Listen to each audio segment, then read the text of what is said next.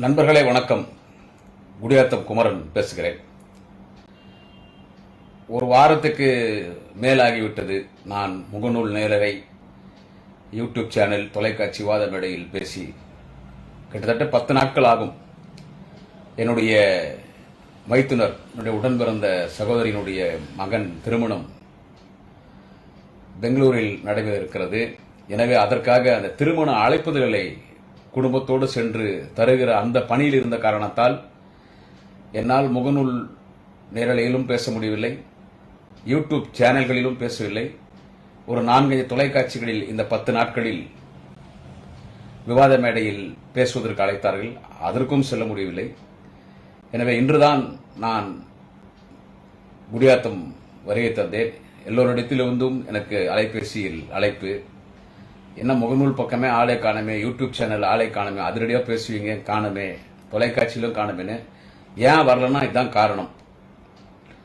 என்னுடைய உடன் பிறந்த மூத்த சகோதரி, அவருடைய மகன் திருமணம், என்னுடைய மைத்துனர் பெங்களூரில். அதற்கு கர்நாடக மாநிலத்திலும் ஆந்திராவிலும் அந்த பத்திரிகை தருகிற பணியில் இருந்த காரணத்தால் தான் முகநூலில் வரவில்லை. பல சமாச்சாரங்கள் நடந்துக்கு தமிழ்நாட்டில். நம்ம தமிழ்நாட்டில் பல சமாச்சாரம் நடந்துக்குது. நான் இருந்ததுன்னா எனக்கு லட்டு சாப்பிட்ற மாதிரி, லட்டு தின்னு ஆசையா கண்ணா, லட்டு தின்னு ஆசையான்ற மாதிரி பல சமாச்சாரங்கள். இதில் முக்கியமான சமாச்சாரம் முதல்ல நான் பேசுறது என்னன்னு கேட்டால், அப்பனுக்கும் புள்ளிக்கும் நடந்த சண்டை. பாமக பொதுக்குழுவில் அப்பனுக்கும் புள்ளிக்கும் நடந்த சண்டை. இன்னொன்னு சொல்லிடுறேன், அது பாமக அவங்க உட்கட்சி பிரச்சனை நம்ம பேசக்கூடாது. we should not poke our nose in PMK inter politics matter. அவங்களுடைய கட்சி விஷயத்தை நம்ம மூக்க நுழையக்கூடாது, அந்த பொதுக்குழு நடந்த பத்தி நம்ம பேசக்கூடாது முறைப்படி பார்த்தா. ஆனா இவங்கள பேசலாம். ஏன்னு கேட்டா, நம்ம கட்சியை பத்தி பேசுற வேலை தான் அன்புமணி ராமதாஸ்க்கு. நம்ம தலைவர் கலைஞர் தளபதி குடும்பத்தை பத்தி பேசுறதுதான் அன்புமணி ராமதாஸ்க்கு. வாரிசு வாரிசு வாரிசு, துணை முதலமைச்சர் ஆகிறதுக்கு என்ன தகுதி இருக்குதுன்னு பேசுறது. ஒரு நம்ம கட்சி விவகாரத்தை பத்தி மட்டும் தான் பேசுறது. உங்க கட்சியில குடும்ப அரசியல் இருக்குது, குடும்ப அரசியல் இருக்குதுன்னு கட்சியை பத்தியே பேசுறது. நீ அரசியல் பேசிட்டு போ, என்ன சொல்றது, நீ அரசியல் பேசிட்டு போ, பதில் சொல்லிட்டு போறோம். இப்போ உனக்கே ரிவிட்டு பாத்தியா, நீ எங்க கட்சியை பத்தி, எங்க குடும்பத்தை பத்தி, தளபதி குடும்பத்தை பத்தி எல்லாம் நீ பேசணும் இல்ல. என்ன சொல்றது, இப்போ for every action there is an equal and opposite reaction அடிக்கடி சொல்லுவேன்.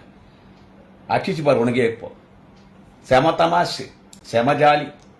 பார்த்தேன், யூடியூப்ல பார்த்தேன். ஏன்னா டிவி பார்க்க முடியல, கார்ல சுத்தினதுனால யூடியூப்ல தான் பார்த்தேன். ஒரு இடத்துல டவர் கிடைக்கல, அது லைவா போச்சு. காரை நிறுத்த சொல்லி, மைசூர் தாண்டி காரை நிறுத்த சொல்லி, இன்னும் டவர் இங்க தான் கிடைக்குது, காரை நிறுத்துப்பான்னு சொல்லி லைவா பார்த்தேன். சிரிப்பு தாங்க முடியலீங்க. செந்தில் கவுண்டமணி காமெடி விட, வைகை புயல் வடிவேலு காமெடி விட, விவேக் காமெடி விட, பரோட்டா சூரி காமெடி விட, இப்போ லேட்டஸ்டா யோகி பாபு காமெடி விட செம காமெடி. அப்பனுக்கும் புள்ளிக்கும் பக்கத்துல உட்கார்ந்து சண்டை நடந்துச்சு பாரு. என்ன சொல்றது, இவரு மைக்கை எடுத்துன்னு முகுந்தன், அது அவர் பேரன் தான், திரு ராமதாஸ் அவர்களுடைய பேரன் முகுந்தன், இளைஞர் சங்க செயலாளர். அது இளைஞரணி செயலாளர், இளைஞர் தலைவரா? ஆமா, திரு அன்புமணி ராமதாஸ் இருந்த பொறுப்பு இளைஞர். அவர் இளைஞரணின்னு சொல்லல, இளைஞர் சங்கம்ன்றாரு. இளைஞரணி டைப் பண்ணி கொடுத்துருக்காங்க. இளைஞர் சங்க தலைவராக முகுந்தனை நியமிக்கிறேன் என அவர் எல்லோரும் ஏற்றுக்கொள்ள வேண்டும். அவர் பேசுறார்.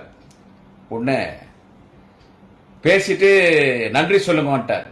திரு ஜி.கே. மணிவன் நன்றி சொல்றதுக்கு மைக் எடுத்துட்டா. அப்படி உடனே அன்புமணி மைக் எடுத்து, நல்லா பாத்துருப்பீங்களே, அதுதான் இப்போ ட்ரெண்டா இன்னும் ஓடினே இருக்குது. அன்புமணி மைக் எடுத்துன்னு அவன் கட்சிக்கு 4 மாசம் கூட ஆகல, அவன் இளைஞர் அணி தலைவரா? இதெல்லாம் எப்படி அண்ணா? உடனே திரு ராமதாஸ் அவர்கள் மைக் எடுத்துன்னு, இந்த கட்சியில நான் என்ன சொல்றேனோ அதுதான். முகுந்தன் தான் இளைஞர் அணி தலைவர்னு சொல்றார். அவர் அறிவிக்கும் போது யாரும் கை தட்டல, ஏன்னா அன்புமணி அது கடனை தெரிவிச்சிட்டாரு. முகுந்தன் தான் இளைஞர் அணி தலைவர். எல்லாம் கை தட்டுங்கயா, எல்லாம் கை தட்டுங்க. பேரனுக்கு தாத்தா கை தட்ட சொல்றாரு. எங்க வீட்டுல தளபதிக்கு கை தட்டுங்கன்னு தலைவர் கலைஞர் சொல்லல. மாண்புமிகு அண்ணன் உதயநிதி ஸ்டாலினுக்கு கை தட்டுங்கன்னு தலைவர் தளபதி சொல்லல. ஆட்டோமேட்டிக்கா அவங்களே தட்டினாங்க, அவங்களே ஆரவாரம் பண்ணாங்க. என்ன சொல்றது, இவரு கை தட்டுங்கயா, இவரே சொல்றார், முகுந்தன் தான் இளைஞர் சங்க தலைவர், கை தட்டுங்கயா, கை தட்டுங்க, கை தட்டுங்கன்னு கெஞ்சுறாரு. அப்புறம் நல்லா கை தட்டுறாங்க. அப்புறம் அன்புமணி அதை மறுக்கிறார். அது எப்படி போட முடியும், அது எப்படி முடியாதுன்னு அன்புமணி சொன்னோடனே, அதுக்கு நான் சொல்றதுதான் திரு டாக்டர் ராமதாஸ் என்ன சொல்றாரு, நான் சொல்றதுதான், இந்த கட்சிக்கு தலைவர் நான், இந்த கட்சியை வளர்க்கறதுக்கு நான் எவ்வளவு கஷ்டப்பட்டேன்றது எனக்கு தான் தெரியும், நான் சொல்றதுதான், நான் சொல்றது கேட்கற மாதிரி இருந்தா கேளுங்க, இல்ல யாரா இருந்தாலும் இந்த கட்சி விட்டு வெளியே போயிடு, யாருன்னா இருக்கட்டும். உன்னை அன்புமணி அது எப்படி, அதெல்லாம் முடியாது, அது எப்படின்னா, அப்பனா நீ போ, அப்பனா போ, நீ போ. உன்னை அன்புமணி சரி சரி திரு அன்புமணி கண்டனம் தெரிவிக்கிறார். திரு ஊர் சொல்றார் திரு டாக்டர் ராமதாஸ், யாரா இருந்தாலும் அவன் புள்ளி பார்த்து சொல்றாரு, யாரா இருந்தாலும் இந்த கட்சி விட்டு வெளியே போயினே, நீ வந்து ஏத்துக்க மாட்டியா, அப்படியா, உடனே அவரு பாத்துக்கலாம்.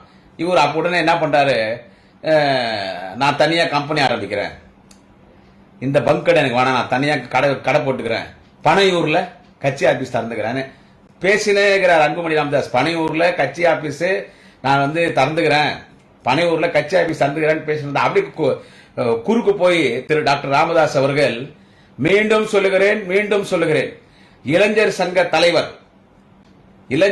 தலைவர் முகுந்தனை கூப்பிடு மேடைக்கு, முகுந்தனை கூப்பிடு மேடைக்கு, முகுந்தனை கூப்பிடுன்றார் திரு டாக்டர் ராமதாஸ். உன்னை பக்கத்துக்கு ஐயா அவர் போயிட்டாருங்க, ஐயா போயிட்டாரா, சரி ரைட். திரியே சொல்லுகிறேன், முகுந்தன் தான் இளைஞரணி செயலாளர், ஏத்துக்கிறவன் கட்சி இரு, இல்லனா போயினே. அன்புமணியை பார்த்து இஷ்டப்பட்டா இரு, போயினே, யாரா இருந்தாலும் போ. நீ அன்புமணி பார்த்து போ, அப்ப கட்சி விட்டு நீ போ, கட்சிக்கு நீ வேணா போ, இந்த கட்சி நான் வளர்த்தேன், இந்த கட்சி எந்த உன்னை இவரு தெரியும், பனையூர்ல நான் கட்சி ஆபீஸ் தந்துக்கிறேன், இதுதான் போன் நம்பரு, என்னமே இனி யாருன்னா வந்தா அங்க வந்து பாருங்க. அச்சா தனி கொடுத்தன போயிட்ட மாதிரி கேள்விப்பட்டேன், பேச்சாடா பேசுனீங்க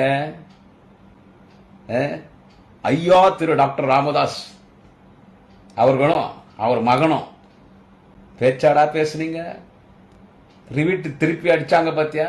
அன்புமணி உனக்கு எதிரியே உங்க அப்பந்தான்.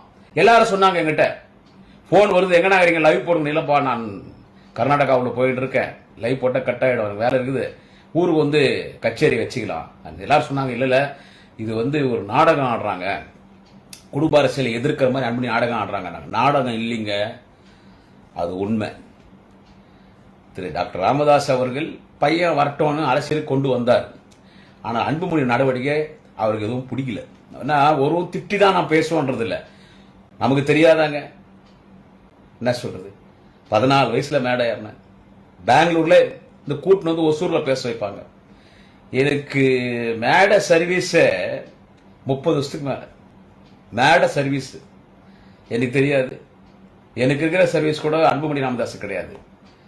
அப்போ ஏன்னா இன்னும் சொல்ல போனா இந்த நடந்து முடிந்த நாடாளுமன்ற தேர்தலில் உண்மை சொல்லணும்னா திரு டாக்டர் ராமதாஸ் அவர்களுக்கு பிஜேபியோட கூட்டணி போறதுக்கு பிடிக்கல, வேணான்ட்டார். பிஜேபி கூட வேணாம், மக்கள் நம்ம ஓட்டு போட மாட்டான், நம்ம ஏடிஎம் கூட கூட்டணி போடாம தான் சிவி சண்முகத்தை அவங்க பேசுது. அந்த குடிகார புண்டாமாவன் தகரான் இல்ல சிவி சண்முகன், அவங்ககிட்ட பேசி அவன் 500 கோடி குத்துட்டும் கூட்டான், 500 கோடி வாங்கி வச்சுக்கினாங்க. உடனே திரு டாக்டர் ராமதாஸ் அன்புமணி இல்ல நம்ம பிஜேபி கிட்ட போனாயா, நைட்டு தான் பேசிக்கிறோம் முடிச்சிட்டோம், நீ என்னடான்னா காலையில வந்து பிஜேபி அண்ணாமலை அந்த குரூப், இனிமே ஆடு அண்ணாமலை கிடையாதுங்க, இனிமே ஆடு அண்ணாமலை என்ற பெயர் மாற்றம் செய்யப்படுகிறது, நேம் டிரான்ஸ்பர்.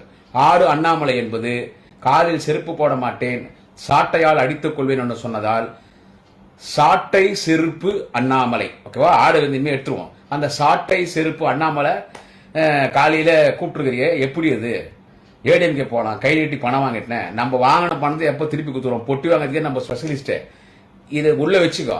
பிஜேபி தான் அப்பனும் புள்ளிக்கு சண்டை நடக்குது. ராமதாஸ் உண்மையிலே சொல்ல போனா திரு டாக்டர் ராமதாஸ் அவர்களுக்கு பிஜேபி போறது கூட்டணி பிடிக்கல. ஆனா அன்புமணி அவங்க கட்சிக்காரெல்லாம் சொல்றாங்க, கிரகங்கள்லாம் சொல்றாங்க, கட்சிக்காரங்களாம் சீனியர்ஸ் எல்லாம் சொல்றாங்க, அங்க சீரியஸ் எல்லாம் வேணாம், பிஜேபியோட போனா ஓட்டு போட மாட்டாங்க. என்ன அந்த கண்டார ஒளி பரதேசி கேப் மாதிரி முள்ள மாதிரி பிக் பாக்கெட்டு பிளேடு பக்கரி கட்சி என்ன சொல்றது, அதுக்கு தலைவர் ஒரு பைத்தியக்காரன். அப்போ ஆடு அண்ணாமலை, இப்ப சாட்டை செருப்பு அண்ணாமலை. அவனால அவங்க கூட போய் நம்ம ஓட்டு கேட்க முடியாது, வேணாம் அன்னதுக்கு. அதுக்கு அண்ணாமலை அவன் கட்சிக்கார பார்த்து என்ன ஜெயிலுக்கு இது அன்புமணி ராமதாஸ் அண்ணாமலை கூட வேணாம், பிஜேபி கூட வேணாம் சொன்னோடனே, ஏன்னா டாக்டர் ராமதாஸ் வந்துட்டு அவரு ஏடிஎம்கே கூட கூட்டணி போயிடலாம் அவர் சொல்றாரு. ஏடிஎம்கே நம்ம கூட்டணி போயிடலாம், ஏன்னா அங்க சொல்ற மாதிரி கட்சி எதுவும் இல்லை, என்ன அங்க சொல்ற மாதிரி கட்சி எதுவும் இல்லை, அதனால நம்ம போனா நம்ம சமுதாய ஓட்டு, நம்ம வண்டிய மக்கள் ஓட்டு எல்லாம் சேர்ந்தா ஏதோ நம்ம வீட்டுல ஒரு பொண்ணை நிக்க வைக்கிறோம். நம்ம வீட்டுல என் மருமகளை உன் சம்சாரத்தை திருமதி சௌமியா அன்புமணி அவர்களை தர்மபுரியில் நிக்க வைக்கிறோம். நம்ம வீட்டுல நிக்க வச்சு நம்ம தோத்தா அதோட கேவலம் எதுவும் கிடையாது, என்ன அதனால வேணாம், பிஜேபி வேணாம், அதிமுக போடான்னு கோவப்பட்டு அன்புமணி என்ன ஜெயிலுக்கு போக சொல்றியா, என்ன திகார் ஜெயில கொண்டு போய் வருஷக்கணக்கில் போடுவான், என்ன சொல்ற, எத்தனை வருஷம் ஜெயில் தண்டனை கிடைக்கும்னு தெரியாது. மருத்துவக் கல்லூரி ஒதுக்கீட்டுல நான் பண்ண ஊழலை இது வரைக்கும் நடவடிக்கை எடுக்காத சும்மா இருக்கிறான் பிஜேபி. சிபிசிஐடியில கேஸ் அங்க இருக்குது, கேஸ் போட்டாச்சு, கேஸ் ஃபைல் பண்ணி வச்சிருக்காங்க. நாளைக்கு நான் பிஜேபியோட கூட்டணி போனா என்ன 10 நாள்ல கேஸ அமலாக்கத்துறை, ஐடி, ஐடி அது இதுன்னு அமிச்சு சென்ட்ரல் போலீஸ் வந்து என்ன தூக்கின்னு போய் இந்த ஜெயில போட மாட்டாங்க. டெல்லியில விசாரணை பண்ணி சிபிஐ என்ன எதுவுமே திகார் ஜெயில போட்டு அப்புறம் நான் ஜெயில நான் கழித்துணும். அதை நீங்க விரும்புறீங்களா? அதனால பிஜேபி மத்தியில மோடி பிரதமராக வரைக்கும் பிஜேபி பிரதமர் வரைக்கும் நான் பிஜேபி எதிர்க்க மாட்டேன், நான் ஜெயிலுக்கு தான் போனோம். நான் உத்தம ராசா மாதிரி பேச்சு நிக்கிறேன் ஊரெல்லாம். இங்க நான் பண்ணிக்கிற பிராடுத்தனம் 420 420 840 வேலை, கேப் மாதிரி முள்ள மாதிரி வேலை எனக்கு என்னன்னு தெரியும். அதனால வந்து பிஜேபி தான் கூட்டணி சொன்னோடனே ராமதாஸ் புல் வெக்ஸ், அவர் உண்மையில பிஜேபி இல்லை. அதனால அன்புமணியினுடைய எந்த நடவடிக்கையோ திரு டாக்டர் ராமதாஸ் பிடிக்கல. கட்சியே முடிச்சுட்டியே, நீ நீ நீ தலைமை தாங்கின பிறகு இந்த கட்சி எவ்வளவு ஜெயிச்சுக்குது, உண்மைதானே? அது உண்மைதானே? 2006 தேர்தலுக்கு பிறகு அவங்க என்ன ஜெயிச்சாங்க சொல்லுங்க? 2006 தேர்தலுக்கு பிறகு பாட்டாளி மக்கள் அந்த தொண்டம்பாவம் அவ்வளவு கஷ்டப்பட்டு உழைக்கிறான். அவனால ஒரு கவுன்சிலர் ஆக முடியல, ஒரு சேர்மன் ஆக முடியல, ஒரு வார்டு மெம்பர் ஆக முடியல, ஊராட்சி உறுப்பினர் ஆக முடியல. ஆனா இன்னைக்கு வரை கஷ்டப்படுறான், இன்னைக்கு வரை கத்தி தூக்குறான், இன்னைக்கு வரை சண்டை பண்றான். அதை என்கிட்ட சண்டை போட்டுக்கிறாங்க. யாருக்காக? நான் திரு டாக்டர் ராமதாஸ் அவர்களையும் அன்புமணியும் பேசுறதுனால சண்டை போடுறாங்க, இன்னைக்கு வரை சண்டை போட்டு நிற்கிறாங்க.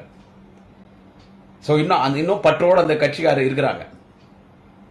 அந்த கட்சிக்காரர் ஒரு இடத்துக்கு நம்ம கொண்டு வர முடியலையே, இனியாவது நான் என்னுடைய கடைசி காலத்திலேயாவது அந்த கட்சிக்காரர் ஒரு இடத்துக்கு கொண்டு வரணும். ஆனா அன்புமணியோட அரசியல் சரியில்லைன்னு சொல்லி ராமதாஸ் வெத்துட்டார்.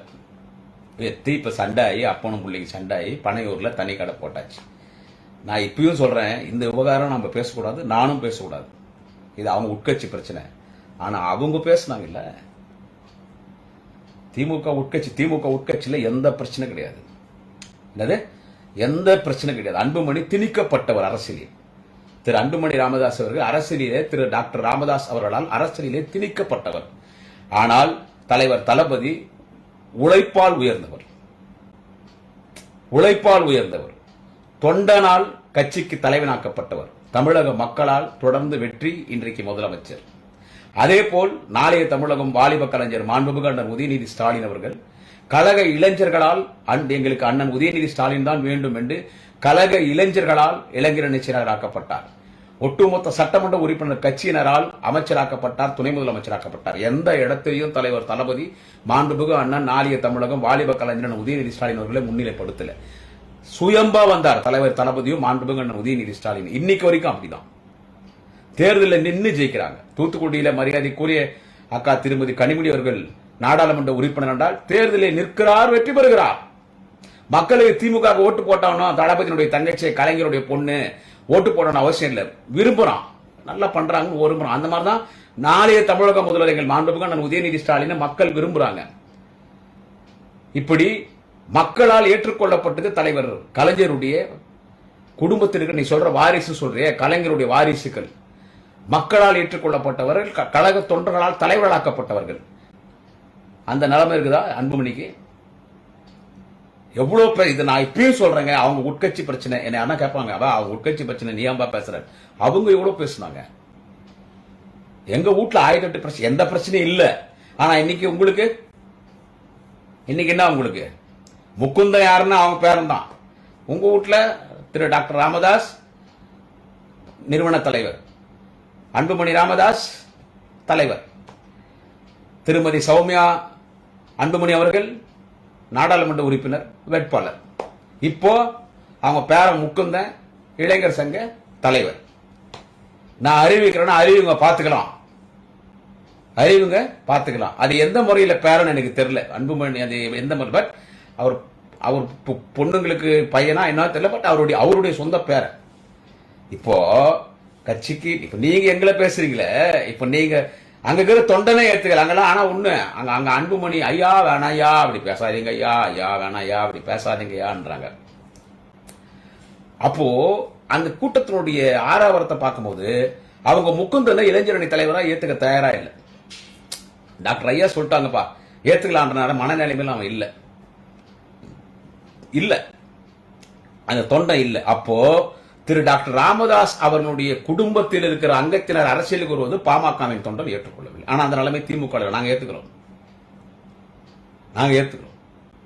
அன்புமணி சொல்றேன், எவ்வளவு பேச்சு பேசினேன், எங்க கட்சி அழிஞ்சு போயிடுமா? எங்க கட்சி அழிஞ்சிடுமா? என்னைக்கு அன்புமணி கிட்ட கட்சி போய் அதோட அந்த கட்சி காலி. நான் அந்த கட்சிக்கார குறை சொல்ல, பயந்தனெல்லாம் இல்ல. ஏன்னா எந்த கட்சியில் இருந்தாலும் உழைக்கிற தொண்டனை மதிக்கணும். என்ன சொல்றது, உழைக்கிற தொண்டனை மதிக்கணும். என்ன பேச்சு பேசுன அன்புமணி, நீ ஒரு முறை தருமபுரி பார்லிமெண்ட்ல தேர்தலில் நின்று ஜெயிச்சனா எப்படி ஜெயிச்சப்பா? மிஸ்டர் அன்புமணி ராமதாஸ் அவர்களே, எப்படி ஜெயிச்சீங்க? மக்கள் எப்படி ஓட்டு போட்டாங்க உங்களுக்கு? உங்களை பார்த்து நீங்க நல்லவர் வல்லவர், நீங்க அமைச்சரா இருக்கும்போது நல்லது பண்ணிட்டீங்க ஓட்டு போட்டாங்களா? அங்க ஒரு பெரிய ஜாதி சண்டை நடக்குது, வன்னியர் மக்களுக்கும் தலித் மக்களுக்கும்.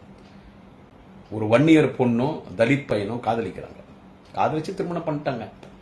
அங்க போய் அந்த பொண்ணை வன்னியர் பொண்ணை பிரிச்சு அந்த தலித் பையனை வந்துட்டு இம்சை பண்ணி அந்த பையன் மன வெறுத்து, என்னடா நம்ம பொண்டாட்டி பிரிச்சு கூட்டு போயிட்டாங்களே சொல்லி காதல் தோல்வி ஏற்பட்டு, ஜாதினாலே என் பொண்டாட்டி என் கூட எல்லாத்தையும் பிரிச்சு கூட்டு போயிட்டாங்களே.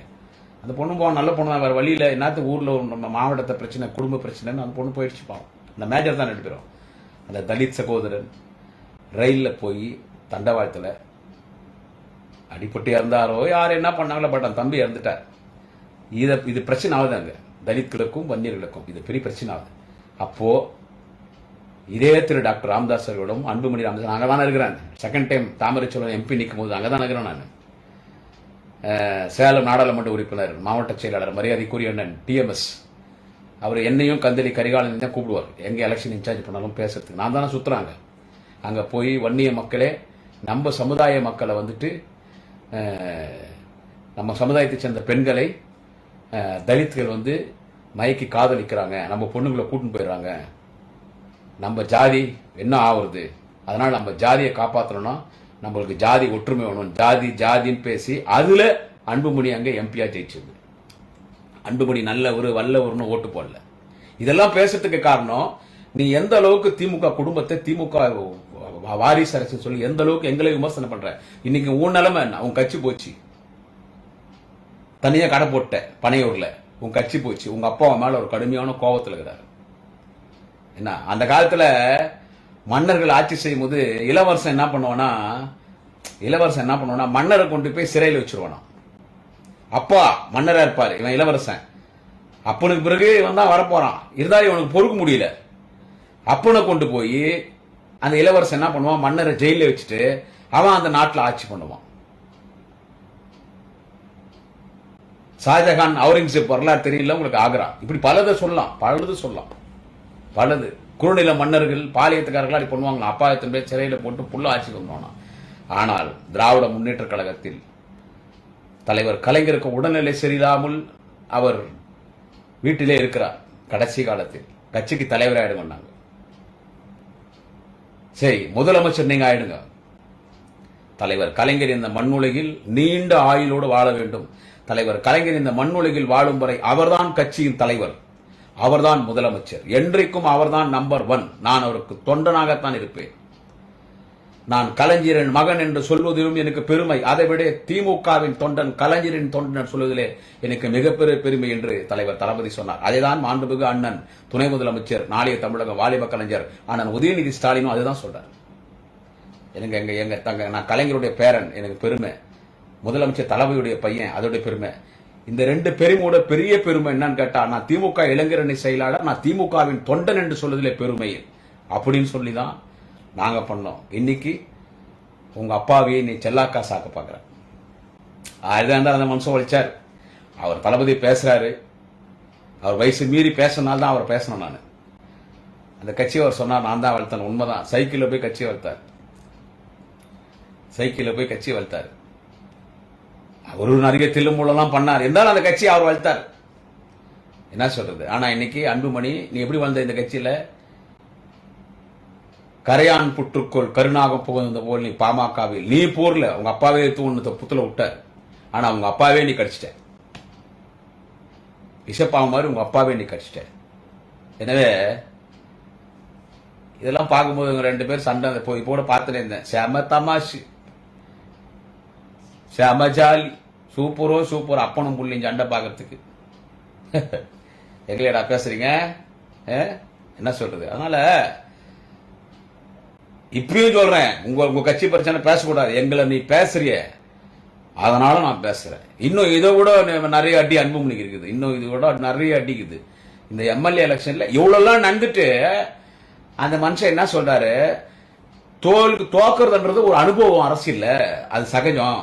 2026 கூட்டணி ஆட்சி அமையும், அந்த ஆட்சி, அந்த கூட்டணி ஆட்சியில எங்க கட்சி அங்க போயிரும், திமுக வீட்டுக்கு போக வேண்டியதுதான். மிஸ்டர் அன்புமணி, திமுக இப்ப நீ வீட்டுல இருக்கிற இல்ல, வீடே ரெண்டா வண்டிச்சே உந்த எங்களை 2026 வீட்டுக்கு போக வேண்டியதுதான். நாங்க எந்த கட்சியில போய் கூட்டணி சேர்றோமோ அந்த கட்சி ஆட்சிக்கு வருவோன்ற.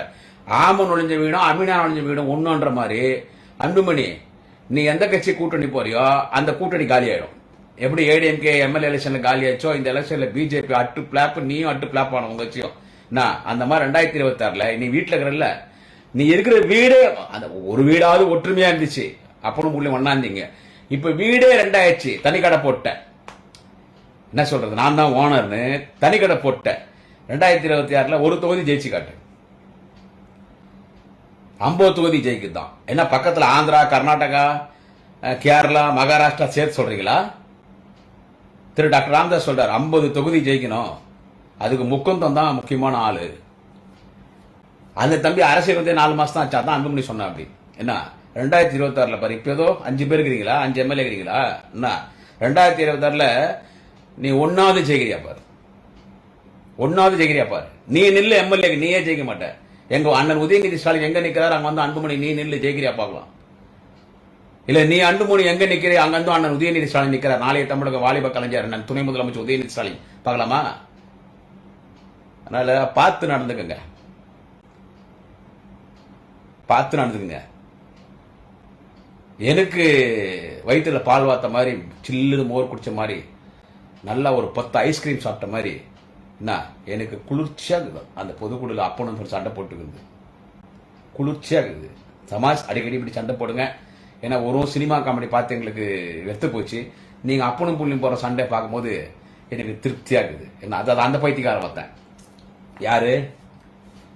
சாட்டை செருப்பு அண்ணாமலை. இந்த சாட்டை துரைமுருகன் ஒரு புறம்போக்குறான்ல நாம் தமிழர் கட்சியில, இப்ப அவனுக்கு போட்டியா வந்தாச்சு. சாட்டை செருப்பு அண்ணாமலை. ஏன்னா அந்த அண்ணாமலை அந்த தம்பி வந்து 2026 பிஜேபி கூட்டணி ஆட்சி ஆயுமா. டே உலகமே அழிஞ்சாலும் நடக்காது, உலகமே அழிஞ்சாலும் அது நடக்காது. ஓகேவா? நான் வந்து திமுக ஆட்சி அகற்றும் வரை நான் செருப்பே போட மாட்டேன். ஒக்காளி நீ இந்த மண்ணில் உயிரோடு வரைக்கும் செருப்பே போட முடியாது. ஏன்னா அது வாய்ப்பே இல்லை. என்ன சொல்றான் அவன்? திமுக ஆட்சி அகற்றும் வரை, திமுக ஆட்சி நான் அகற்றும் வரை, திமுக ஆட்சி இருக்கும் வரை நான் செருப்பு போட மாட்டேன் காலில். அப்போ நீ ஜென்மத்துக்கு செருப்பே போட முடியாது, ஜென்மத்துக்கு செருப்பே போட முடியாது. அப்புறம் சாட்டையால் அடிச்சுக்கோணும். ஃபேஸ்புக்ல பார்த்து எல்லாம் சாட்டையால் அடிச்சுதானே. நான் என்ன சொல்றேன், அண்ணாமலை நீ செருப்பு போட மாட்டேன். அது கூட இன்னொன்னு சொல்லு, உடம்புல கோமணம் மட்டும், கோமணத்தோட செருப்பு போடாம நான் சுத்துவேன் திமுக ஆட்சி இருக்கிற வரைக்கும் சொல்லி. ஏன்னா கோமணம் கூட இல்லைன்னு சொல்லுவேன், பாக்குறதுக்கு கன்றாவியா இருக்கும்போது, நினைக்கிறே போது கன்றாவியா. அதனால செருப்பு சாட்டை. அண்ணாமலை என்ன சொல்ற, செருப்பு போட மாட்டியா? கோயில போய் முருகனை வேண்டிக்கிறாரா? டேய் எல்லா சாமியும் திமுக சேர்ந்துட்டாங்க. எல்லா கோயிலுக்கும் கும்பாபிஷேகம் பண்ணி எல்லா சாமிக்கும் நீங்களா திருட்டு பசங்க, பிஜேபி RSS திருட்டு பசங்க, சாமி சுத்த கொள்ளையடிச்சிங்க.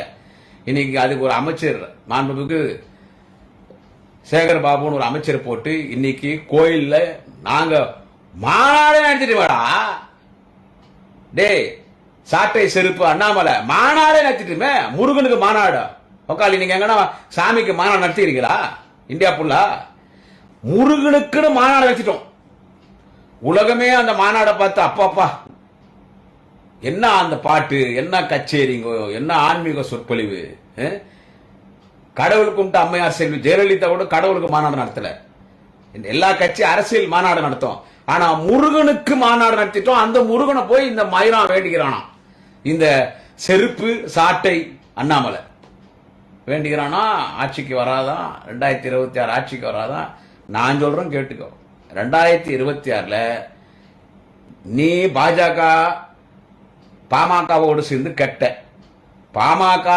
பாஜகவோடு சேர்ந்து கெட்டுச்சு 2 பேரும் கூட்டணி வந்து நில்லுங்க ஒரு தொகுதியில ஜெயிக்க மாட்டீங்க ஒரே ஒரு தொகுதியில கூட ஜெயிக்க மாட்டீங்க நீ செருப்பு போட மாட்ட நான் தான் சொல்றேன் அண்ணாமலை சொல்றேன் செருப்புன்றதுல விட்டுடு ஒட்டு உடம்புல ஒட்டு துணி போடாத கோமணம் மட்டும் கட்டிக்கோ திமுக ஆட்சி அகற்றும் வரை நான் கோமணத்தோடு தான் சுத்துவேன் அப்புறமா தான் நான் வேஷ்டி சட்டையோ பேண்ட் சட்டையோ போடுவேன் திமுக ஆட்சி அகற்றும் வரை நான் கோமணத்தோடு சுத்துவேன்னு சொல்றேன் அண்ணாமலை நல்லா இருக்கும் என்ன அப்புறமா அந்த சாட்டையில் அடிச்சுக்கிற இல்ல வந்து ஊர் ஊரா சாட்டை அடிச்சுக்க சில்லற போடுறோம் உனக்கு சில்லற போடுறோம் திமுக எப்படி எல்லாம் எதிர்க்கிறானுப்பா திமுகவை எவன்லாம் எதிர்த்தானோ அவன்லாம் மண்ணோட மண்ணா போயிட்டான் அவனுக்கெல்லாம் கலைஞரே மணிமண்டபம் கட்டிட்டாரு இரங்கல் கடிதம் எழுதி முதல் மாலை அவர் தான் வச்சார் திமுக எழுத்துக்கெல்லாம் கலைஞர் உயிரோடு இருக்கும் பொழுது அம்மையார் செல்வி ஜெயலலிதா மறைந்தார் ஜெயலலிதாவுக்கும் இரங்கல் கடிதம் எழுதிய பிறகுதான் மெரினாவில் ஓய்வெடுக்க சென்றார் தலைவர் கலைஞர் அதுபோல் திமுகவை இப்படி கடுமையா அநாகரிகமா எதிர்க்கிற பாஜக இருந்தாலும் சரி உன்னோடு சேர்ந்து பாமக அப்பனும் புள்ளி சண்டையை பிஞ்சிட்டாங்க பாரு இன்னும் நடக்கும் நீங்க பாருங்க இன்னும் நடக்கும் அதனால திமுகவை எதிர்க்கிற நிலைமை இதான் நான் இப்ப சொல்றேன் டே செருப்பு அண்ணாமலை டே சாட்டை செருப்பு அண்ணாமலை என்ன சொல்றது செருப்பு போட மாட்டியா இன்னும் 46 நாளும் 49 நாள்ல விருதம் இருக்க போறியாம ஏன் இதெல்லாம் சுகர் அதிகமாயிடுச்சா பிபி அதிகமாயிடுச்சா டாக்டர் தான் அட்வைஸ் பண்ணாரா ஃபுட் டயட் வேணும்னு விருதம் இருப்பானா இவன் இப்போ இவன் ஏன் இப்படி எல்லாம் பேசுறான் அண்ணாமலைன்னு கேட்டா இப்போ அவனை பத்தி யாரும் பேசுறதில்லை இப்போ சரி நம்மளை பத்தி பேசட்டுமே சொல்லி அவன் பேசினுக்கிறான் செருப்பு போட மாட்டேன் சாட்டையால அடிச்சுக்குவேன் கோமணத்தோட வா அண்ணாமலை தம்பி அண்ணாமலை கோமணத்தோட வா சாட்டை எடுத்துன்னு செம்மாட்டி அடிச்சுக்கும் இந்த நான் பாப்பேன் தெருலாம் அடிச்சுன்னு வருவாங்க இப்ப கொஞ்சம் குறைஞ்சிச்சு நீ என்ன பண்ணு இந்த என் மண் என் மக்கள்னு போன இல்ல அண்ணாமலை சாட்டை செருப்பு அண்ணாமலை பாஜக சாட்டை செருப்பு அண்ணாமலை இந்த தமிழ்நாடு முழுக்கும் நீ என் மண் என் மக்கள்னு போன இல்ல அந்த மாதிரி என் சாட்டை நான் அணியாத என் செருப்பு மக்கள் பயணம் சொல்லி கோமணத்தோட அந்த வண்டி வச்சிருக்கல அந்த வண்டியில் ஏறிக்கோ என்ன சொல்றது அந்த ஊருக்குள்ள வந்து உடனே இறங்கின உடனே அந்த மோளம் அடிக்க சொல்லு டன்ட்டு நக்கன நக்க நக்கன டன்ட்டு நக்கன நக்க நக்கன டன்ட்டு நக்கன நக்க அந்த மோளம் யார் அடிக்கிறதுன்னா ஒரு பக்கம் ராஜா அடிக்கிட்டோம் ஒரு பக்கம் ராஜா அடிக்கிட்டோம் இன்னொரு பக்கம் இங்கிருந்து கிளம்பி போச்சுங்களே பிபி துரைசாமி அந்த கோஷ்டிங்க அதை அடிக்க சொல்லு 2 பேரும் மௌனம் அடிக்க சொல்லிட்டு என்ன முன்னால யாருன்னா தட்டு எடுத்துன்னு போக சொல்லு மரியாதைக்குரிய எங்க அக்கா தமிழிசை அவங்க சந்தோஷமா இருப்பாங்க என்ன சொல்றது அவங்கள முன்னால தட்டு எடுத்துன்னு போக சொல்லு எனக்கு ஒரு 2 மாநிலத்து கவர்மெண்ட் ஃபேமிலியா தட்டு எடுத்து சொல்லி சாட்டை பலார ஆச்சுன்னு வாடா தம்பி நாங்களும் எதனா சில்லற போடுறோம் ஓகேவா எங்களை எதிர்க்கிறவன்லாம் நாசமா போவீங்க 2026 200க்கும் அதிகமான தொகுதிகளில் திராவிட முன்னேற்ற கழக கூட்டணி வெற்றி பெற்று தனிப்பெரும்பான்மையோடு ஆட்சி அமைச்சு எங்க தலைவர் தளபதி முதலமைச்சர் எங்க இளம் தலைவர் வாலிப கலைஞர் மாண்புமிகு அண்ணன் உதயநிதி ஸ்டாலின் அவர்கள் துணை முதலமைச்சர் எதிர்காலத்தில் எங்கள் மாண்புமிகு துணை முதலமைச்சர் வாலிப கலைஞர் அண்ணன் உதயநிதி ஸ்டாலின் அவர்கள் இந்த நாட்டின் முதலமைச்சராக வருவார் எனவே நான் அப்பனுக்கும் புள்ளிக்கும் மரியாதைக்குரிய ஐயா டாக்டர் ராமதாஸ் அவர்களுக்கும் திரு அன்புமணி ராமதாஸ் அவர்களுக்கும் இன்னும் சண்டை இதுக்கு பத்தல இன்னும் we are still expecting இன்னும் நிறைய எதிர்பார்க்கணும் நிறைய சண்டை போடுங்க நாங்கெல்லாம் பார்க்கணும் நன்றி வணக்கம் நான் இன்னொரு பதிவில் சந்திக்கிறேன் குடியாத்தம் குமரன்